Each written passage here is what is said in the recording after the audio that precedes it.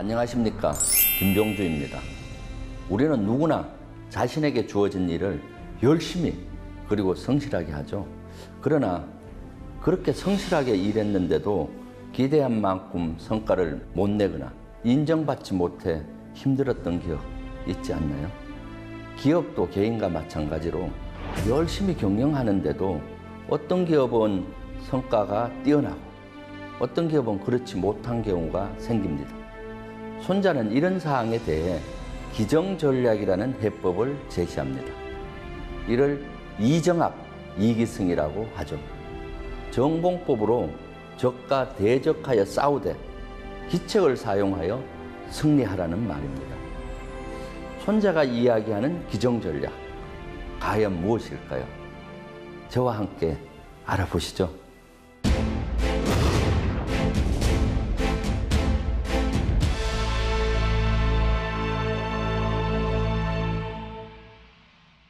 자, 그럼 먼저 전공법과 기책의 개념부터 알아볼까요? 전공법이 자신에게 주어진 기본적인 일을 성실히 하는 것이라면 기책은 그러한 가운데 남들과 차별화된 방식으로 결정적인 성과를 내는 것을 말합니다. 군사학적으로 말하면 전공법은 나의 주병력이 적의 주병력과 대치하는 것이고, 기책은 적의 허점에 기습병력 또는 소수 정예화된 병력을 운용하는 것입니다. 또 전공법은 나도 알고 적도 아는 것이고, 기책은 나는 알지만 적은 모르게 하는 것, 즉 기상천외한 방법을 말합니다. 손자는 전공법을 쓰면서 기책을 썼을 때 탁월한 성과가 난다고 강조합니다. 적이 대비한 곳은 전공법으로, 적이 대비하지 않은 허점은 기책으로 전투력을 운용하는 것이 중요합니다. 그런데 만약 기책이 성공해서 효과를 내면 적도 눈치를 채고 이에 대해 집중적인 대비를 합니다. 이렇게 되면 기책이 더는 기책이 아니게 되죠. 적이 대비를 함으로 기책이 전공법으로 바뀌게 됩니다. 즉, 기와 정은 서로 순환하게 되는 것이죠. 따라서 군사적 운용은 기정의 조합으로 이루어진다고 볼 수 있습니다. 역대 명장들은 전공법과 기책을 잘 조합해 운용했습니다.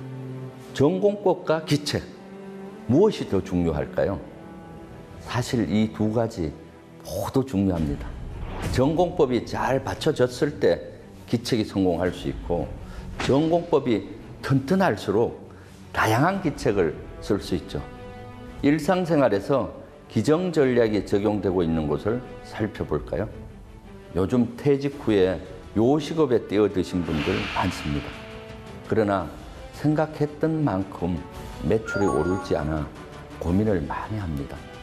요식업의 경우 음식을 맛있게 잘 만드는 것이 전공법이라면 술이나 음료수 등으로 매출을 올리는 것이 기책입니다. 살펴보면 매출의 상당 부분은 전공법인 음식이 아니라 기책인 술이나 음료수 나옵니다. 다만 명심해야 할 점은 주업인 음식이 맛이 있어야 술도 함께 팔린다는 사실이죠. 호텔의 경우도 같습니다. 호텔에서의 전공법은 숙박으로 매출을 올리는 것이고, 기책은 호텔의 웨딩홀이나 레스토랑, 카페 등 부대 시설에서 이득을 얻는 것입니다. 호텔의 이익은 주업인 숙박에서 나오지만 상당 부분은 기책인 부대 시설에서 나옵니다. 그래서 호텔을 경영할 때는 많은 이익을 내기 위해 전공법인 숙박시설을 잘 갖추는 것은 물론 기책이라고 할 수 있는 부대 시설을 어떻게 잘 갖춰 이익을 창출할지 고민해야 합니다. 이 역시도 주업인 숙박이 잘 운영되었을 때 가능한 일입니다. 우리가 잘 아는 세계적인 기업들 중에도 이런 기정 전략을 잘 활용해 성공한 사례가 있습니다. 바로 펩시입니다. 펩시콜라는 1위인 코카콜라와 100여 년 동안 줄곧 경쟁했으나 만년 2위에 머물렀습니다. 펩시는 주종목인 콜라에서만 코카콜라와 전공법으로 전쟁을 벌여온 것이죠.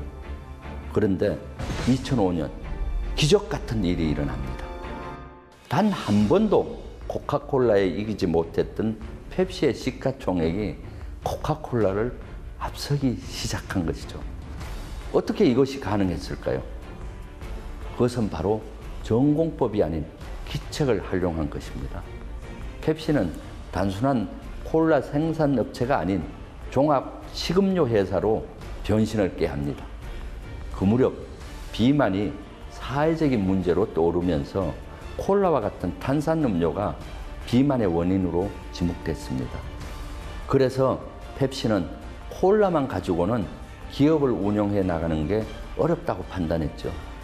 이후 펩시는 피자헛, KFC, 타코벨 등 보유하고 있던 기존의 패스트푸드 업체들을 정리했습니다.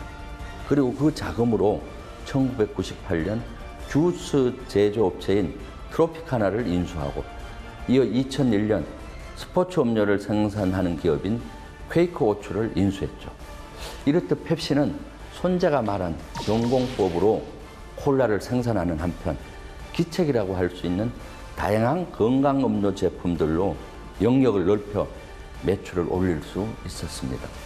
그러자 마침내 2005년 12월 펩시는 112년 만에 시가총액에서 코카콜라를 따라잡게 되었습니다. 연간 10억 달러 이상 판매되는 메가 브랜드를 18개 이상 보유한 세계적인 종합 식음료 회사로 거듭났습니다. 펩시는 손자가 말한 전공법에도 충실하면서 기책으로 효과를 단번에 낸 것이죠. 기정 전략을 쓴 다른 업체도 살펴보겠습니다. 우리나라에는 카페가 많습니다. 근데 이 수많은 카페 중에서도 사람들이 유난히 많이 찾는 곳이 있죠. 별다방이란 애칭으로 잘 알려져 있는 스타벅스입니다. 스타벅스는 왜 이처럼 유명해졌을까요? 스타벅스는 단순히 커피만 파는 것이 아니라 문화 공간을 조성했습니다. 커피를 파는 것이 전공법이었다면 문화 공간을 조성하는 것이 기책이었죠. 카페에서 장시간 공부하거나 업무를 보는 사람을 위해 와이파이를 설치하고 오래 머물러도 눈치를 주지 않았죠. 물론 커피가 맛이 있어야 한다는 전공법에도 소홀히 하지 않았습니다. 때문에 비교적 비싼 커피 카페도 사람들이 즐겨 찾는 카페로 성장할 수 있었습니다. 그 결과 스타벅스는 연매출 약 1조 5천억 원을 달성하는 등 한국 카페 시장에서 선두를 달리는 중이죠. 이러한 기정 전략은 개개인이 인생을 살아가는 데도 적용 가능합니다. 일상생활에서 전공법은 자신에게 주어진 업무와 책임을 다하는 것이고 기책은 다른 사람과 차별화되는 방식으로 성과를 내는 것이죠. 전공법으로만 승부 내기 쉽지 않을 때 기책을 사용하면 좀 더 수월히 성과를 낼 수 있습니다. 제가 군에 재직할 당시 중령으로 합동참모본부에서 근무할 때 일입니다. 당시 모든 이들이 열심히 일을 하고 있었습니다. 그러한 가운데 어떤 동기는 PPT를 만드는 능력이 월등히 뛰어났습니다. 그러니 주요한 보고가 있을 때마다 PPT를 완성하기 위해 상관들은 그 친구만 찾았습니다. PPT를 만드는 능력을 제대로 인정받은 것이죠. 그 친구가 열심히 일하는 것이 전공법이라면 돋보이는 PPT 제작 능력이 그 친구의 기책이었죠. 저의 경우는 근무하는 지역의 전쟁 역사에서부터 지명 유래까지 역사적인 지식이 다른 장교들보다 상대적으로 풍부했습니다. 포병 여단에서 작전과장으로 근무할 당시의 일입니다. 포병 여단에서는 평균 월 1회 이상 작전 지역 주요 고지에 올라가서 그 지역에서 작전을 어떻게 펼칠지 토의를 벌였습니다.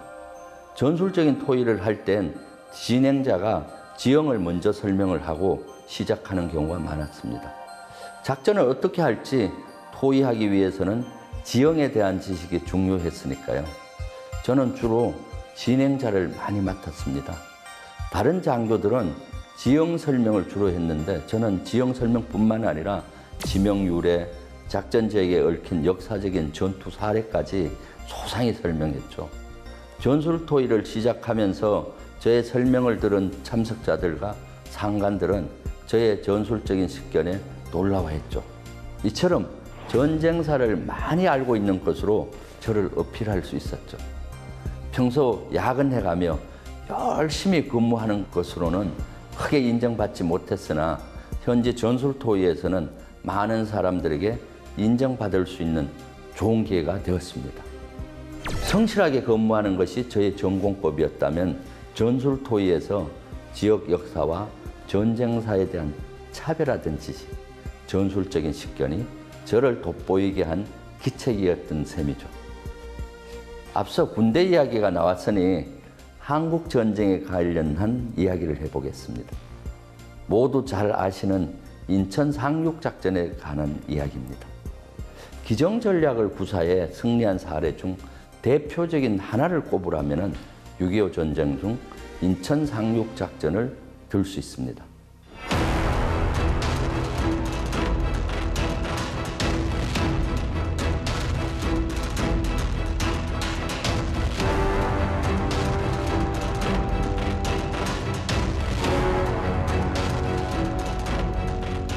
(1950년 6월 25일) 북한이 전 전선에 걸쳐 쳐들어왔습니다. 당시 북한군은 20여만 명 정도가 됐는데 우리 국군은 10여만 명 정도로 매우 열세했죠. 그리고 대한민국 우리 국군은 준비가 잘 안 되어 있었습니다. 열심히 싸웠지만 우리 군은 수도 서울을 3일 만에 내주고 남으로 후퇴할 수밖에 없었습니다. 8월 초엔 낙동강 전선까지 밀려나 풍전등화의 위기에 처했습니다. 사태가 이 지경에 이르자 메가더 장군을 필두로 한 16개국 유엔군이 투입했습니다. 유엔군 사령관이었던 메가더 장군이 한반도 상황을 보니 너무나 사태가 심각했죠. 이러한 정황을 어떻게 타개할지, 어디로 반격을 해야 할지 고민이 아주 깊었습니다. 고심 끝에 메가더 장군은 하나의 전략을 세웁니다. 바로 손자가 말한 기정 전략입니다. 메가더 장군은 먼저 전공법, 즉 아군과 적군의 주 병력이 서로 대치하고 있는 전략을 낙동강 지역에서 적용했습니다. 낙동강 지역은 그 당시 국방군의 최정예 부대와 국군 및 유엔군의 주력 부대가 치열하게 전투를 벌이고 있던 곳이죠. 메가더 장군은 이곳에서 적극적으로 반격하기보다는 일단 방어에만 치중하기로 했죠. 낙동강을 통해 진격해 올라간다면 엄청난 희생과 오랜 시간이 소요될 것이 분명했기 때문입니다. 우리의 국토가 치열한 전투로 초토화될 뿐만 아니라 그 과정에서 무고한 국민의 희생이 예상됐습니다. 이때 메가더 장군은 기정 전략의 기책을 활용해 북한의 허점을 공격하는 전략을 세웁니다. 그것이 바로 그 유명한 인천 상륙작전입니다. 메가더 장군은 이미 태평양 전쟁을 통해 상륙작전의 경험이 많은 베테랑이었습니다. 그러나 인천은 조수간만의 차가 크고 바다의 수로가 아주 협소했죠. 상륙작전을 하기엔 몹시 어려운 지역이었습니다. 밀물 후 썰물이 생기면 약 4km의 뻘이 드러났죠. 그러면 상륙한 병력이나 전차, 장갑차, 하포 등의 장비들이 갯벌에서 빠져나오기 어려울 터였죠. 그때 적들이 포격이라도 하면 엄청난 피해가 생길 것입니다. 또 좁은 수로를 따라 많은 군함이 이동하기 어려웠죠. 좁은 수로에 해상기뢰를 설치해 놓았다면 군함들이 폭파될 가능성도 있었습니다. 그래서 메가더 장군이 인천으로 상륙작전을 결심했을 때 미 합동참모본부와 미국의 군사 지도자들은 극렬히 반대했죠. 그러나 메가더 장군은 자신의 뜻을 굽히지 않았습니다. 상륙작전이 우리가 어렵다고 생각하면 적도 어렵다고 생각하기 때문에 적은 분명히 방심을 할 것이라는 논리였죠. 또 인천으로 진격하면 여러 가지 이점이 있었습니다. 우선 수도 서울을 신속히 되찾을 수 있었습니다. 서울을 다시 찾는다는 것은 상징성이 아주 크죠. 수도를 되찾으면 국민과 군인의 사기가 높아집니다. 또 낙동강 전선에 배치된 북한군의 식량과 탄약 보급로를 차단해 쉽게 이길 수 있었습니다. 그리고 북한군 주력에 후퇴하는 길을 막아 북한군을 경멸시킬 수가 있었죠. 그래서 메가더 장군은 9월 15일 인천 상륙작전을 전격적으로 실시합니다. 메가더 장군은 7만여 명의 유엔군 지상군 부대와 함정 261척을 투입했습니다. 당시 인천을 지키고 있던 약 2천여 명 규모의 북한 방어 병력을 신속히 제압한 후 인천 상륙작전을 성공시킵니다. 북한군이 예상하지 않았던 곳이라 대비가 허술해 유엔군은 상륙을 쉽게 성공했습니다. 메가더 장군의 예상이 적중한 것이죠. 그리고 상륙작전 후 14일 만인 9월 28일 서울을 되찾게 됩니다. 인천 상륙작전은 그야말로 메가더 장군의 기정전략이 잘 통한 결과였죠. 전공법으로 낙동강 전선을 방어하면서 적이 예상치 못한 후방 지역으로 돌아가 인천을 공격하는 기책을 쓴 것이죠. 그 결과 6.25 전쟁에서 주도권을 잡고 북진을 할 수 있게 됐습니다. 여기서 유념해야 할 아주 중요한 전제 조건, 이제는 다들 아시죠? 기책은 전공법으로 대치 가능했을 때 성공한다는 사실입니다.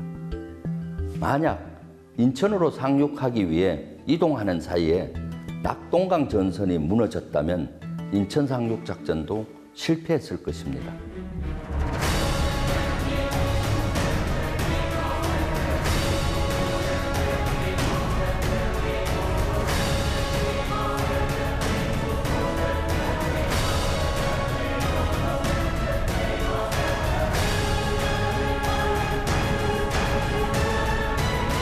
그런데 말이죠.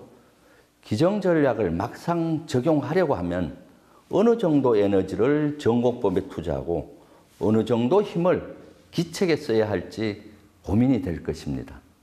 이때 유용한 이론 두 가지가 있습니다. 파레토 법칙과 롱테일 법칙입니다. 기책을 적용하려고 할 땐 파레토 법칙을 기억하면 좋습니다. 파레토 법칙이란 전체 결과의 80%가 전체 원인의 20%에서 일어나는 현상이죠. 이는 이탈리아의 경제학자이자 사회학자 빌프레도 파레토가 발견한 법칙입니다. 어느 날 파레토는 땅 위에 기어다니는 개 밑에서 묘한 현상을 발견합니다.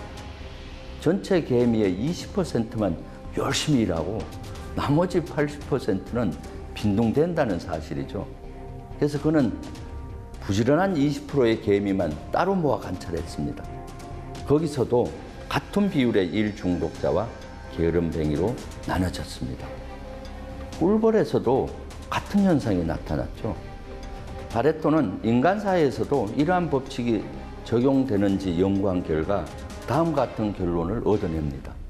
전체 부의 80%는 상위 20%의 사람이 소유하고 있다는 사실이죠.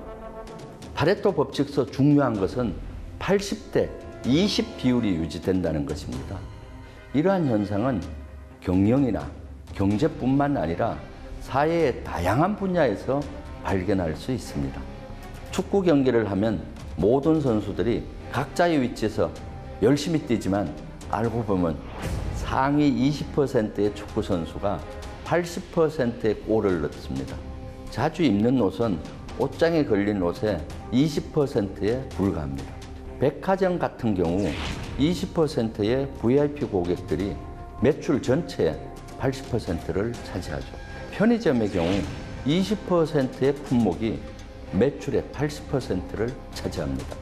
또 회사에서는 조직원 중 80%의 사람들은 평범한 사람들인데 20%의 창의적, 혁신적 사람들에게서 전체 조직의 성과가 결정된다는 이야기도 있습니다. 여기서 80%는 기정전략의 전공법에 해당되고 20%는 기책이라고 보면 이해하기 쉽습니다. 80%의 노력은 평상시 주어진 업무나 과제, 즉 전공법에 발휘하되 20%의 노력은 자신만이 가진 독특한 매력이나 캐릭터, 재능으로 남들과는 다르게 승부해 보시길 바랍니다. 이 비율이 꼭 정해진 해답은 아닙니다. 그때그때 사항에 따라서 조율을 할 수 있겠죠. 이번엔 반대로 전공법에 대한 중요성을 다시 생각해 볼 수 있게 하는 이론, 롱테일 법칙에 대해 살펴보겠습니다. 롱테일은 긴 꼬리를 의미합니다. 이 용어는 2004년 10월 미 한 인터넷 비즈니스 잡지 편집장인 크리스 앤더슨이 처음 사용했죠. 전체 시장 이익의 큰 부분이 종래에 잘 나가던 20%가 아니라 그렇지 않는 80%에서 창출된다는 이론입니다. 롱테일 법칙은 파레토 법칙과 상반되는 개념이죠. 즉 80%의 사소한 다수가 20%의 핵심 소수보다 뛰어난 가치를 창출한다는 것이죠. 파레토 법칙이 핵심적인 소수에 주목한다면 롱테일 법칙은 사소한 다수에 주목합니다. 사소한 다수가 더 큰 가치를 창출해낼 수 있다는 것이죠. 롱테일 법칙은 전통적 시장에서 일반적으로 통용되던 파레토 법칙을 가감히 깨버립니다. 인터넷의 발달과 온라인 상거래가 활발해지고 소량 맞춤형 생산 판매가 가능해지면서 롱테일 법칙이 주목받기 시작했습니다. 아마존 온라인 서점의 전체 수익 절반 이상은 1년에 몇 권 팔리지 않는 다양한 종류의 책들을 다양한 고객에 팔아서 발생합니다. 또 최대 인터넷 포털인 구글의 주요 수익원은 500대 기업에 해당되는 거대 기업들의 광고 수입이 아닙니다. 주요 수익원은 꽃배달 업체나 제과점 등 소규모 광고주들의 집합입니다. 여러 중소기업들의 합이 소수 대기업 기금보다 강하다는 것이 증명된 셈이죠. 기정 전략을 잘못 이해하면 기책만 중요하다고 오해할 수 있습니다. 그러나 사실 기정 전략은 전공법을 같이 사용했을 때 가능한 전략입니다. 마치 롱테일 법칙에서 80% 다수가 중요한 역할을 하는 것처럼 말이죠. 80%의 전공법도 소홀히 해서는 안 되는 것입니다. 결론적으로 파레토 법칙과 롱테일 법칙 모두를 고려해 기정 전략을 이해하고 적용해야 합니다. 손자가 말한 전공법을 사용할 땐 롱테일 법칙을 염두에 두고 기책을 사용할 때는 파레토 법칙을 사용하는 것이 타당합니다. 투자를 할 때 기책과 파레토 법칙은 선택과 집중에 해당되고 전공법과 롱테일 법칙은 계란은 나눠 담으라는 분산 투자 개념에 더 잘 어울리겠죠. 이 이론들을 유념하며 전공법과 기책의 균형을 유지하는 것 매우 중요합니다. 손자가 말한 기정 전략을 체득해 직장생활, 일상생활에서 같은 노력으로도 큰 성과를 내시길 바랍니다. 감사합니다.